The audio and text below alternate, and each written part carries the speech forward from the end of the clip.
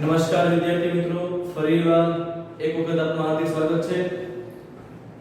આગળના વિડિયો લેક્ચરમાં આપણી પદ્ધતિ ચાલતી હતી અચલ આધારે સૂચકાંક કેવી રીતે શોધવો. અચલ આધારે સૂચકાંક શોધવામાં મુખ્યત્વે આપણે બે ઉદાહરણ લઈને આપણે દાખલા જોયા હતા. એક ત્રીજું ઉદાહરણ લઈ ત્રણ રીતે ટૂંકમાં દાખલા પૂછાય અચલ આધારમાં. પહેલામાં આપણે જોયું એક જ ભાવ હતો, એક જ વસ્તુ હતી. બીજામાં જોયું ઘણી બધી વસ્તુ હતી.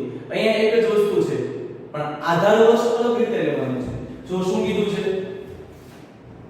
આપેલ રકમમાં 2009 2010 અને 2011 આ ત્રણેયની સરેરાશ લેવાની અને જે સરેરાશ આવે એને હું લેવાનું આધાર વર્ષ. તો આપણને આ દાખલાની અંદર વર્ષ અને ઉત્પાદન આપેલું છે.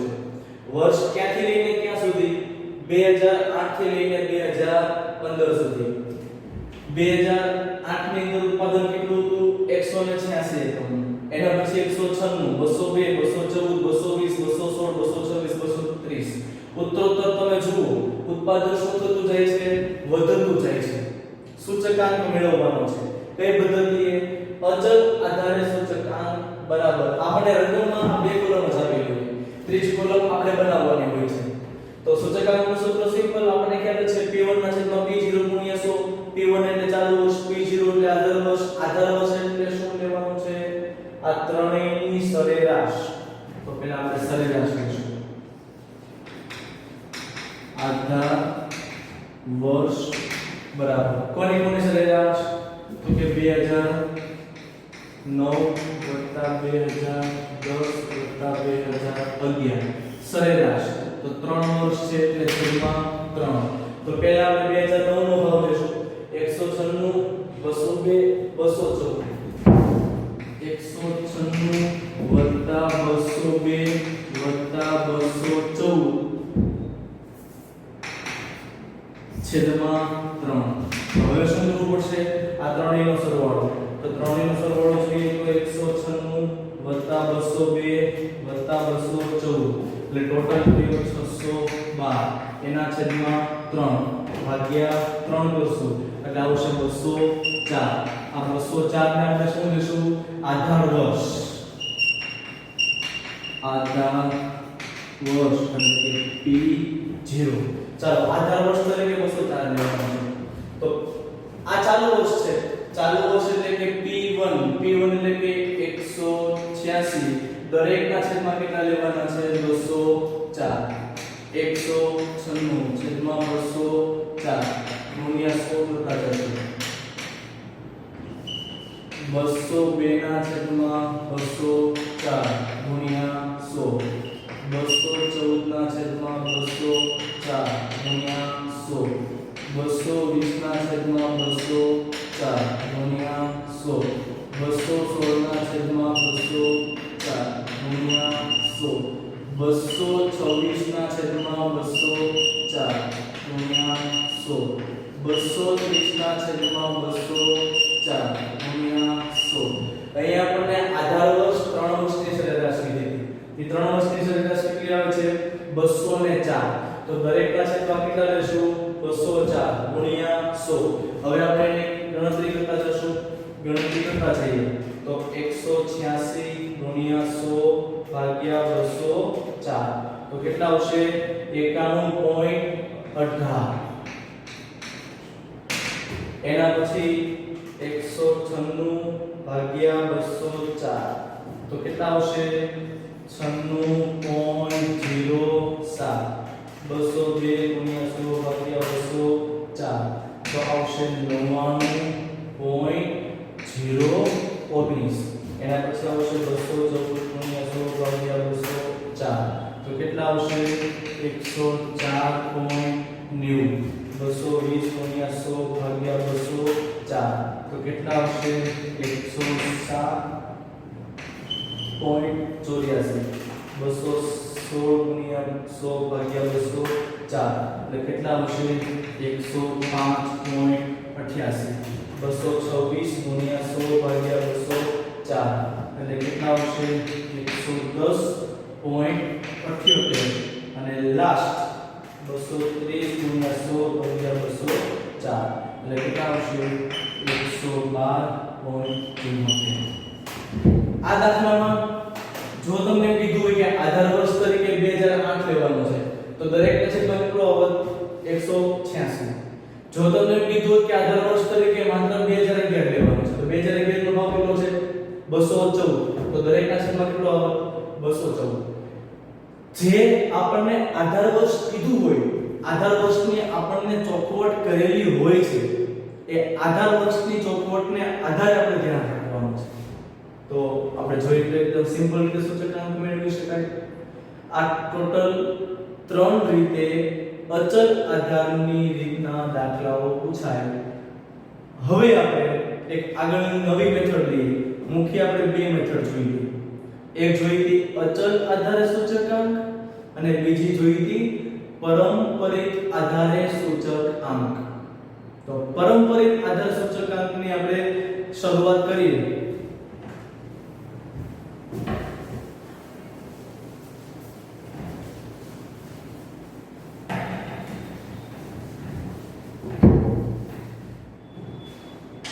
ચાલો આપણે હેડિંગ આપશું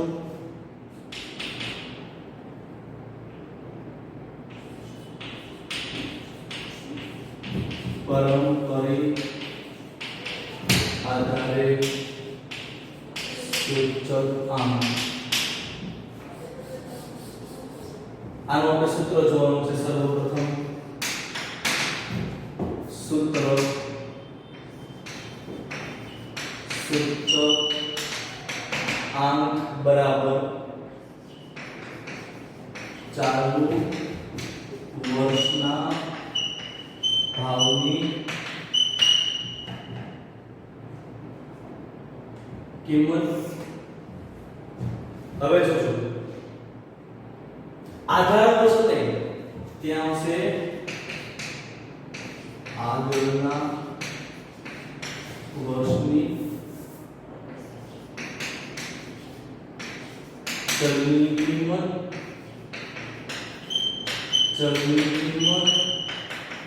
ગુણ્યા 100.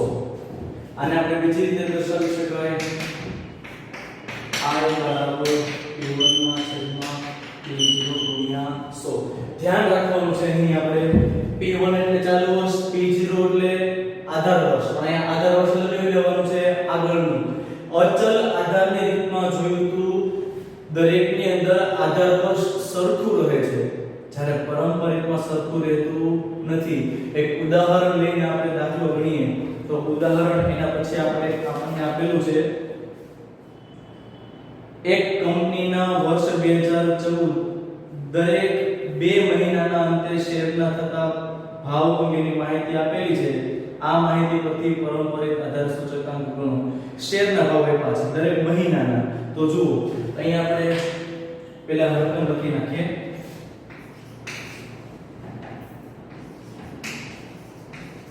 મહિના ભાવ કયા કયા મહિના છે તો કે જાન્યુઆરી, માર્ચ, મે, જુલાઈ, સપ્ટેમ્બર, નવેમ્બર. જો આ આપણને શું આપેલું છે મહિના. પછી એના ભાવ આપેલ છે.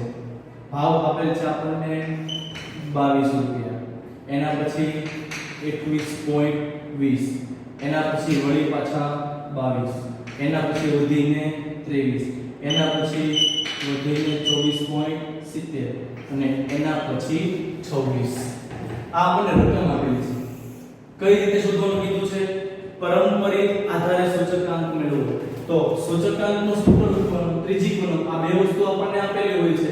દાખલા ગણવામાં ત્રીજી કોલમ સૂચકાંક બરાબર P1 ના છેદમાં P0 ગુણ્યા 100.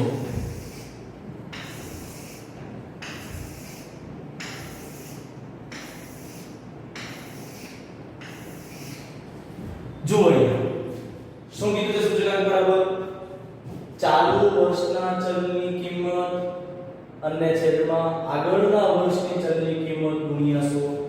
તો જાન્યુઆરી છે એ ચાલુ મહિનો છે, આગળનો મહિનો કીધો નથી, તો આપણે પહેલાનું સૂચકાંક લઈ લઈશું 100. એના પછી ખાસ ધ્યાન આપજો, P1 એટલે ચાલુ વર્ષ 21.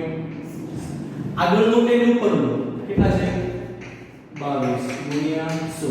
આ ચાલુ છે 22, એની આગળનું કયું છે 21.20 ગુણ્યા 100.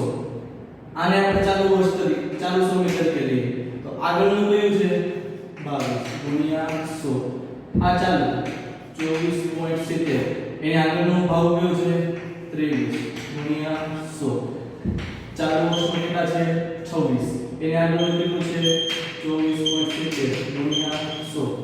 અહીં તમે ધ્યાન દીધું છે આધાર વર્ષમાં તો જાન્યુઆરી કીધું હોય તો બધાયના છેદમાં 22 આવે, પણ પારંપરિકમાં કેવું લેવાનું આગળનું વર્ષ. તો હવે આપણે કેલ્ક્યુલેટરની અંદર આની ગણતરી કરીએ તો 21.20 ગુણ્યા 100 ભાગ્યા 22 એટલે આવશે 96.36.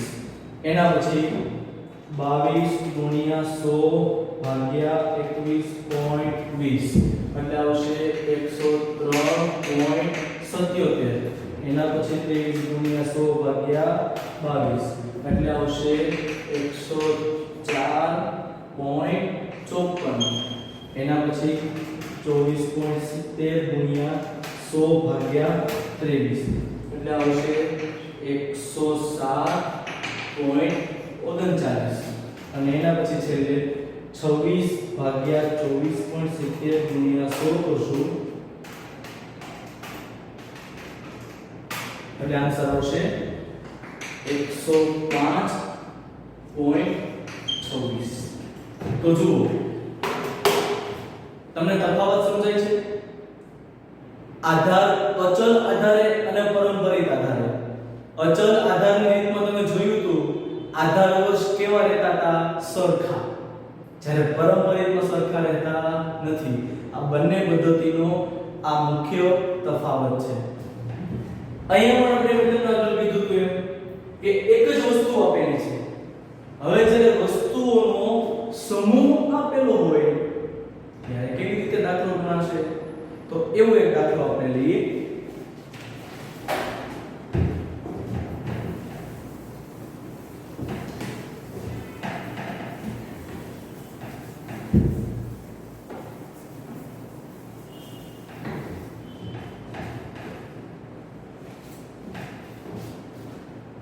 એના માટે આપણે એક ઉદાહરણ સમજીશું. ઉદાહરણ નંબર 6.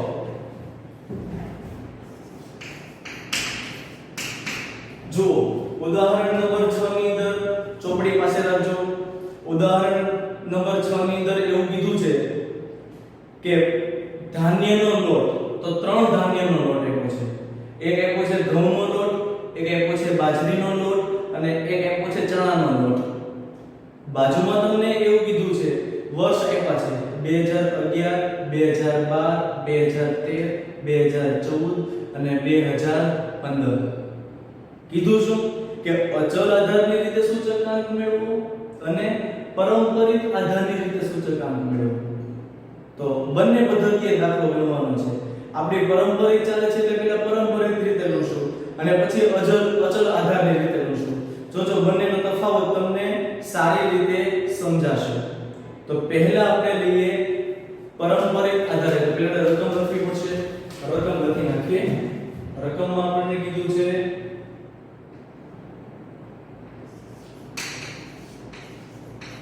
ઘઉંનો લોટ, પછી બાજરીનો લોટ અને એના પછી ચણાનો લોટ. ત્યારબાદ આપણને વર્ષ આપેલ છે 2011, પછી 2012, પછી 2013, પછી 2014 અને પછી 2015.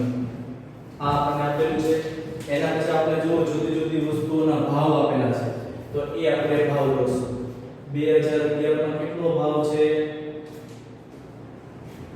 40 રૂપિયા 20 રૂપિયા 50 રૂપિયા એના પછી 2000 ચોપડી સાથે રાખજો 2012 માં કેટલો ભાવ આપ્યો છે 46 30 અને 64 પારંપરિક આધારની રીતે પહેલા વર્ષનો સૂચકાંક હંમેશા કેટલો રહે છે 100 એ આપણે જોયું હતું તો પહેલા વર્ષનો સૂચકાંક હંમેશા 100 રહેશે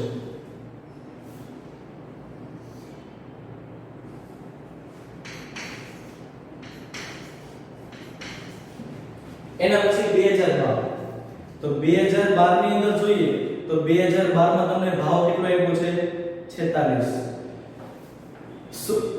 પારંપરિક આધાર સૂચકાંકની અંદર સૂત્ર એવું છે કે સૂચકાંક બરાબર ચાલુ વર્ષનો ભાવ છેદમાં આગળના વર્ષનો ભાવ ગુણ્યા 100 તો અહીંયા ચાલુ વર્ષ કેટલું છે 46 30 64 આગળ 2012 માટે આગળનું વર્ષ કયું થયું 2011 તો આપણે આવી રીતે લેશું 46 ના છેદમાં 40 ગુણ્યા 100 એના પછી 30 ના છેદમાં 20 ગુણ્યા 100 એના પછી 64 ના છેદમાં 50 ગુણ્યા 100 જો આની પછી ગણતરી કરવી પડશે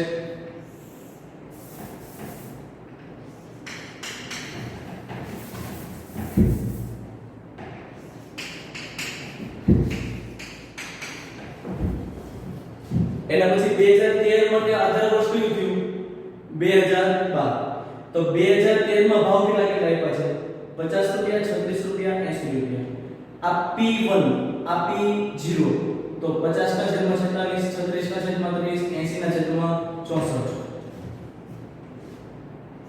50 ના છેદમાં 46 ગુણ્યા 100 36 ના છેદમાં 30 ગુણ્યા 100 અને 80 ના છેદમાં 64 ગુણ્યા 100 આપણે ગ્લાઇડિંગ કરી નાખીએ જેથી કરીને ભેગું ન થાય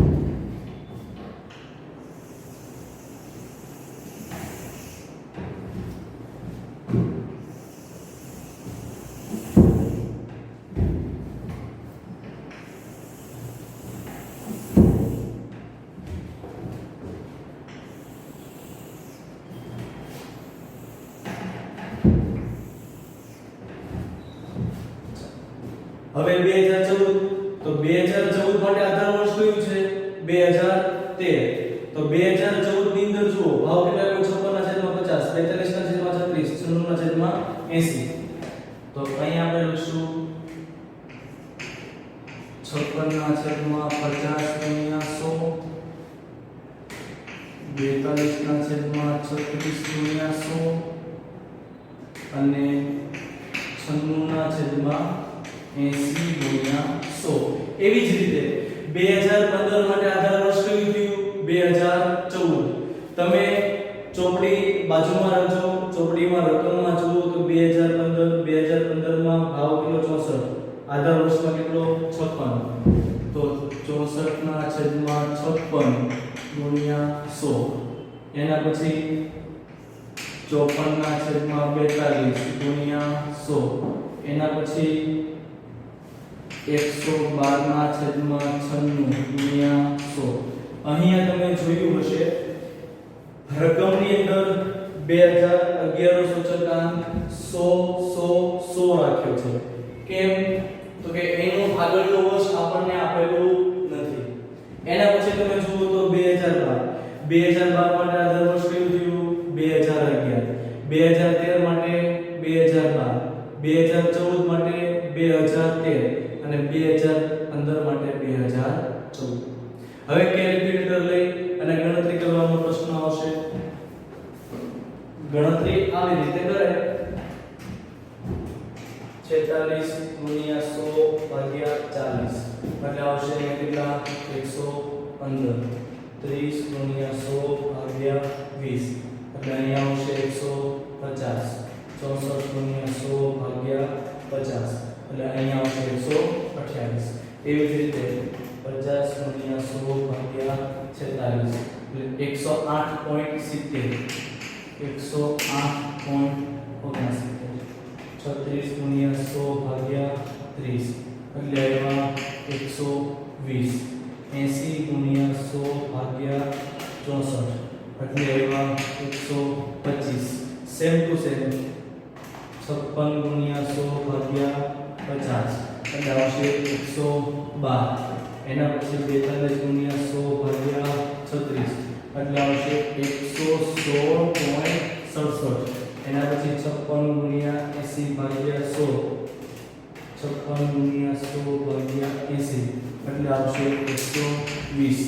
એવી જ રીતે આપણે મેળવી લેવાનું છે 2015 તો 64 ગુણ્યા 100 ભાગ્યા 56 એટલે આવશે 114.29 એના પછી 54 ગુણ્યા 100 ભાગ્યા 42 એટલે આવશે 128.57 એના પછી આવશે 112 ગુણ્યા 100 ભાગ્યા 96 એટલે આવશે 116.67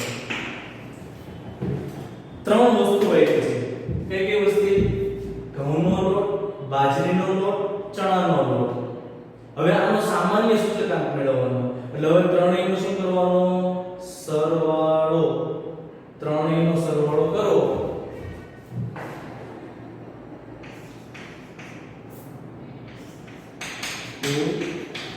સરવાળો ચાલો કુલ સરવાળો કરો તો આનો સરવાળો કેટલો થશે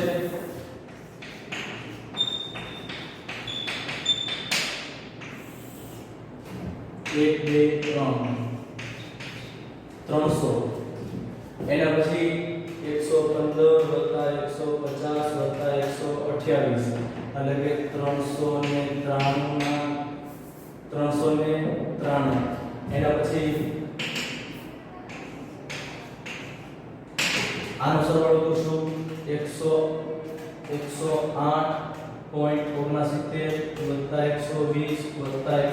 120 એટલે કેટલા આવશે 353.69 એના પછી 112 116.67 120 એટલે સરવાળો કેટલો થયો 348.67 ગણતરીનો વિષય છે ગણતરીમાં આમ તેમ ક્યાંય જવું જોઈએ નહીં 29 128.57 116.67 અહીંયા ત્રણેયનો સરવાળો થયો 359.53 મેળવવાનું શું હતું સામાન્ય સૂચક અંક તો સામાન્ય સૂચક અંકમાં હવે આપણે શું કરશું બધાયને 3 વડે ભાગશું કારણ કે વસ્તુ કેટલી છે 1 2 3 આને ભાગ્યા 3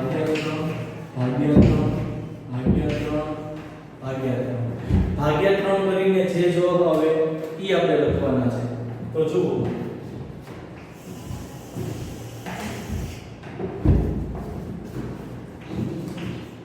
સામાન્ય સૂચક અંક બરાબર 300 ભાગ્યા 3 એટલે 100 393 ભાગ્યા 3 એટલે 131 353.69 ભાગ્યા 3 એટલે 117.89 348.67 ભાગ્યા 3 કરશું એટલે 116.22 અને 359.53 ભાગ્યા 3 કરશું એટલે 119.84 તો આ થયો તમારો પરંપરિત આધારે સૂચક અંક પરંપરિત આધારે સૂચકાંક હજી એક વખત જોઈ લો 2011 નો આગળનો વર્ષ તો છે નહીં એટલા માટે બધાયમાં કેટલા લેખા 100 એના પછી 2012 માટે ભાવ કોનો લીધો આધાર વર્ષ 2011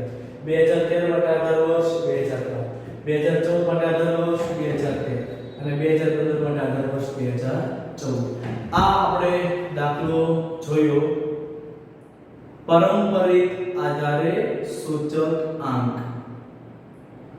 તો આ દાખલામાં કોઈને પ્રશ્ન હોય તો કમેન્ટ ની અંદર લખીને તમે તમારો પ્રશ્ન લખી શકો છો અથવા 9166581000 આ નંબરમાં તમે કોલ કરીને પણ પ્રશ્નોત્તરી કરી શકો છો. WhatsApp કરીને તમે પ્રશ્નોત્તરી કરી શકો છો.